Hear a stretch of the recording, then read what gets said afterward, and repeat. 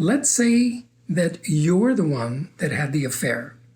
Sometimes it happens. I'm going to talk to you straight because I think that you need that more than you need someone to make you feel better right now.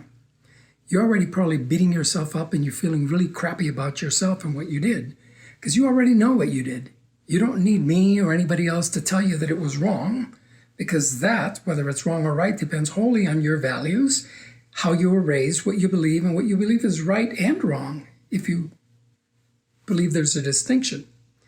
But what I want to talk about is what you do with this from here forward, because how you handle this situation, what comes next is going to determine a lot about the relationship and where you go with this, right? And more importantly, it's going to reveal much more about who you are standing there listening to this. I'll tell you this first. The worst thing you can do right now is nothing. Because carrying this alone, keeping it inside, right, knowing that you have a secret, even if you're telling yourself it's over, it won't happen again, there's no reason to blow up everything, that's not protecting your partner. That's protecting yourself. It's selfish. And your partner deserves to make informed decisions about their own life, who they want to be with, what kind of life, what kind of experiences they want to have, just as you do. So keeping this kind of thing from your partner takes that away from them. And every day that you don't tell them, that you don't reveal this to them, you're making a choice for the both of you without their knowledge. You probably wouldn't like it if they did that for you or to you. So here's what I want you to think about. Before you have that conversation with your partner, and you do need to have it, get very clear on why this happened, right? To yourself. Think about it. Think about it hard. Not so that you can form an excuse for it, but because if you don't understand it, if you can't change it, affairs almost never happen in a vacuum. It's usually something was missing, right?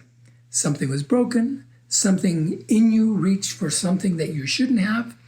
Now, those situations, those elements are worth understanding before you sit across from the person that you need to have the conversation with, right? The person that you hurt.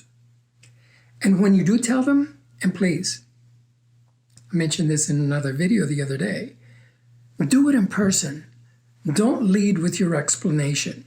Don't lead with context. Blame it on the alcohol. You lead with accountability, fully, cleanly, and with no reservations. You say something like this: look, I was unfaithful, and I am sorry. You deserve to know the truth. And then you stop. You let them respond. You let them react. You don't manage their reaction. You sit in it. And that's difficult to do. And then if they're willing, if there's any chance of rebuilding, you understand that words mean nothing from here on forward. The only thing that matters here forward is behavior, your behavior. You've got to be consistent. You've got to be patient. You've got to be humble. And I'm talking about behavior over a long period of time. There's no shortcuts to repair this trust that has been broken in this manner. This is your time to yell, "Cut!" in the fullest possible sense, where you stop that story that's ruining your life and ruining theirs, and you can sit down and rewrite it. But the only way it's going to happen is if you can sit down, have that conversation with yourself, have that examination, and then rewrite your life, rewrite your journey going forward from here. Do it.